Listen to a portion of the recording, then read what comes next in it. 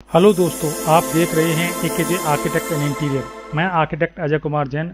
आज हम आपके लिए एक south facing vastu house plan लेकर आए हैं जिसका साइज है 25 बाई 25। ये 25 फुट इसका फ्रंट है और 25 फुट अपने इसकी गहराई दे रखी है। 625 स्क्वायर फीट में ये 3 BHK हाउस प्लान मैंने आपको बना के दिखाया है। इसमें 3 बेडरूम है, एक हॉल है, एक किचन है, मंदिर है, कॉमन टॉयलेट है, पोर्च में कार पार्किंग है और भी बहुत कुछ है। और जानने का प्रयास करते हैं वो किस तरह से है। तो चलते हैं, सबसे पहले बात करते हैं इसके वास्तु की। वास्तु में यहाँ पे हमने जो है फ्रंट पे हमने इसमें साउथ दे रखा है, बैक में हमने यहाँ नॉर्थ दे रखा है, राइट साइड में हमने ईस्ट दे रखा है और लेफ्ट साइड में हमने इसमें वेस्ट दे रखा है। मतलब यहाँ का पूरब, पश्चिम, उत्तर और दक्षिण, इस तरह से दक्षिण मुखी मकान हमने आपको बना के दिखाया जो कि 25 बाई 25 में बना के दिखाया है। प्लानिंग किस तरह से, आइए उसको जानने का हम प्रयास करते हैं। तो चलते हैं सबसे पहले अपने पोर्च की तरफ।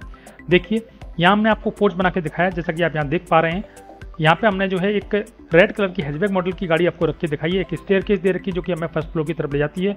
स्टेयरकेस की चौड़ाई की अगर हम बात करते हैं तो 2.25 फीट की हमने स्टेयरकेस दे रखी है। स्टेयरकेस के नीचे हमें स्टोरेज की जगह मिलती है तो हमने वहाँ पे स्टोरेज का यूज़ करके दिखाया है। पोर्च के साइज़ की अगर हम बात करते हैं तो 7 फुट हमने इसकी चौड़ाई दे रखी है और 15.25 फुट हमने इसकी लंबाई दे रखी है। यहाँ हमने सीवर टैंक भी बना के दिखाया है। कार की जस्ट नीचे हमने सीवर टैंक बना के दिखाया जो कि हमारे पोर्च में ही है। इसकी जो लंबाई चौड़ाई है वो 5 फुट इसकी लंबाई है और 3 फुट हमने इसकी चौड़ाई दे रखी है और 6 फुट हमने इसकी गहराई दे रखी है। अंदर की जितने भी टॉयलेट्स हैं वो सारे इससे कनेक्ट होंगे और बाहर जो कि गवर्नमेंट के चैम्बर में जाके मिल जाएंगे। अंदर की प्लानिंग किस तरह से, आइए उसको जानने का हम प्रयास करते हैं। जो चलते हैं अपने लिविंग एरिया में, वो लिविंग एरिया किस तरह से उसको जानने का प्रयास करते हैं। देखिए ये हमारा लिविंग एरिया है। लिविंग एरिया की जो एंट्री है वो हमने 3.25 फीट चौड़ी एंट्री दे रखी है। एंट्री साथ आप देख पा रहे हैं, यहाँ पर हम लिविंग एरिया में पहुंचे हैं। हमने 3 सीटर सोफा आपको लगा के दिखाया जिसके ठीक सामने टीवी का पॉइंट दे रखा है। जैसे कि आप यहाँ देख पा रहे हैं, इस एरिया के साइज़ की अगर हम बात करते हैं तो 7.5 फुट हमने इसकी चौड़ाई दे रखी है और 8.5 फुट हमने इसकी लंबाई दे रखी है। उसके बाद बात करते हैं कॉमन किचन की। वो किचन किस तरह से, उसको भी देखने का हम प्रयास करते हैं। देखिए किचन की जो एंट्री है वो हमने ड्राइंग कम डाइनिंग एरिया चीज दे रखी है जो कि हमारी ओपन किचन कह सकते हैं हम इसे। उसको हमने ओपन किचन बनाने का प्रयास किया है। देखिए आप यहाँ पे एल शेप में प्लेटफॉर्म देख पा रहे हैं। यहाँ हमने एल शेप में एक प्लेटफॉर्म बना के दिखाया, एक पार्टीशन दे रखा है। इसमें हमने जो है फॉल्स पार्टीशन भी दे रखा है, कह सकते हैं जाली का हमने पार्टीशन यहाँ पे आपको बना के दिखाया है। जैसा कि आप यहाँ देख पा रहे हैं, जाली का हमने पार्टीशन बना के दिखाया है। अगर हम मान लो चलिए ड्राइंग एरिया में कोई बैठा हुआ है और हमें यहाँ काम करते हुए डिस्टर्ब हो रहा है तो हम इस जाली से हम उन लोगों को भी देख सकते हैं कितने लोग आए हैं और क्या काम कर रहे हैं। उस तरह से हम इसका यूज कर सकते हैं। तो हम बात करने वाले थे किचन की। तो किचन में हमने मॉड्यूलर किचन बना के दिखाया जिसमें ऊपर और नीचे फर्नीचर है और एक विंडो के सामने हमने गैस चूल्हा लगा के दिखाया। विंडो के साइज की अगर हम बात करते हैं तो 3 फुट का हमने यहाँ पे विंडो दे रखा है। एक कॉर्नर में हमने फ्रिज लगा के दिखाया और जिसके जस्ट बगल में जो है हमने सिंक लगा के दिखाया जिसमें हम बर्तन वगैरह साफ कर सकते हैं। किचन के साइज की अगर हम बात करते हैं तो 7.5 फुट हमने इसकी चौड़ाई दे रखी है और 6 फुट हमने इसकी लंबाई दे रखी है। पर्याप्त है, 2 या 3 लोग आराम से इसमें काम कर सकते हैं। उसके बाद बात करते हैं बेडरूम नंबर 1 की। वो बेडरूम नंबर 1 किस तरह से उसको जानने का हम प्रयास करते हैं। देखिए बेडरूम नंबर 1 की जो एंट्री है वो हमने किचन के सामने से ही दे रखी है, ड्राइंग कम डाइनिंग एरिया से। जो एंट्री है वो 3.25 फीट चौड़ी एंट्री है। एंट्री से आप देख पा रहे हैं, हमने डबल बेड का पलंग लगा के दिखाया जिसके सामने टीवी का पॉइंट है और साइड में हमने जो है फर्नीचर लगा के दिखाया। एक विंडो दे रखी है जो कि 3 फीट चौड़ी विंडो है जो हमें रोड साइड में ओपन होती है। तो इससे जो है यहाँ पे बैठा हुआ व्यक्ति आराम से अपने आप को एंटरटेन कर सकता है। इसके रूम के साइज की अगर हम बात करते हैं तो 9 फुट हमने इसकी चौड़ाई दे रखी है और 9 फुट हमने इसकी लंबाई दे रखी है। उसके बाद बात करते हैं अपने कॉमन टॉयलेट की। वो कॉमन टॉयलेट किस तरह से उसको जानने का हम प्रयास करते हैं। देखिए कॉमन टॉयलेट की जो entry drawing cum dining area से दे रखी है जो कि 2.5 फीट चौड़ी एंट्री है। एंट्री साथ आप देख पा रहे हैं, यहाँ पर हमने वेदिंग एरिया हमने पीछे रखा है और टॉयलेट पोर्शन हमने आगे रखा है। उसके साइज की अगर हम बात करते हैं तो यहाँ अपने जो है 5.5 फुट हमने इसकी चौड़ाई दे रखी है और 6.5 फुट हमने इसकी लंबाई दे रखी है। एक वेंटिलेशन दे रखा है जो कि 2.5 फीट चौड़ा वेंटिलेशन जो कि हमारे ओपन टू स्काई एरिया में ओपन हो रहा है। वो किस तरह से उसको भी जानने का हम प्रयास करते हैं। देखिए ओपन टू स्काई एरिया की एंट्री हमने कहीं से नहीं दी है जो कि ये ओपन एरिया है तो हमारे पास जगह कम है तो उस हिसाब से हमने जो है इसको जो है जाने का रास्ता हमने इसमें से नहीं बनाया।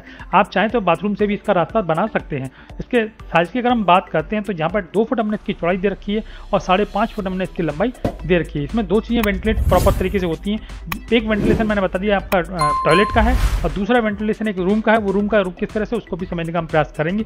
तो चलते हैं अपने नेक्स्ट पॉइंट जो कि हमारा जितनी प्लानिंग अभी तक हमने देखी उसको एक बार समझ लेते हैं पूरी प्लानिंग किस तरह से है। देखिए यहाँ हमने आपको एंट्री बताई थी, यहाँ से एंट्री करते हैं तो एंट्री से हम गाड़ी के पार्क यहाँ करते हैं। एक स्टेयरकेस दे रखी जो कि हमें फर्स्ट फ्लोर की तरफ ले जाती है। यहाँ से हम एंट्री करते हैं जो कि 3.25 फीट चौड़ी एंट्री है।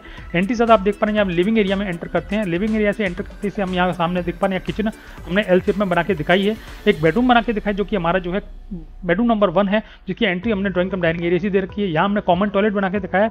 उसके पीछे हमने वेंटिलेशन भी दे रखा है जिससे हम प्रॉपर तरीके से इस पूरे एरिया को वेंटिलेट कर सकते हैं। देखिए जो पोर्शन है वो देखने में बहुत सुंदर लग रहा है। एक लाइक तो इसके लिए बनता है क्योंकि 25 बाई 25 में हमने 3 BHK बनाया है। वो किस तरह से बनाया है उसका हम डिटेल आपको बता रहे हैं। आप कोशिश कीजिए प्लीज़ एक बार इसको लाइक कीजिए, सब्सक्राइब करिए और इसको शेयर ज़्यादा से ज़्यादा कीजिए, जिससे और भी लोग, आपके मित्र वगैरह जो भी हैं, वो आप इसका लाभ ले पाएँ। तो चलते हैं बेडरूम नंबर 2 की तरफ। वो बेडरूम नंबर 2 किस तरह से उसको भी देखने का हम प्रयास करते हैं। देखिए बेडरूम नंबर 1 की जो एंट्री वो हमने यहाँ से दे रखी है। देखिए आप देख पा रहे हैं यहाँ से हमने जो है कर्टन दे रखे हैं। कर्टन से होते हुए हम अपने राइट साइड में, लेफ्ट साइड में टर्न करते हैं। तो टर्न करते से ही हम देख पा रहे हैं यहाँ पर हमने बेडरूम नंबर 2 को देख रखा है। यहाँ पे इसकी जो एंट्री 3.25 फीट चौड़ी एंट्री है। एंट्री से आप देख पा रहे हैं डबल बेड का पलंग दे रखा है, सामने ठीक टीवी का पॉइंट है और लेफ्ट साइड में हमने जो है यहाँ पे एक फर्नीचर दे रखा है, जिससे आप प्रॉपर तरीके से इसमें स्टोरेज कर सकते हैं।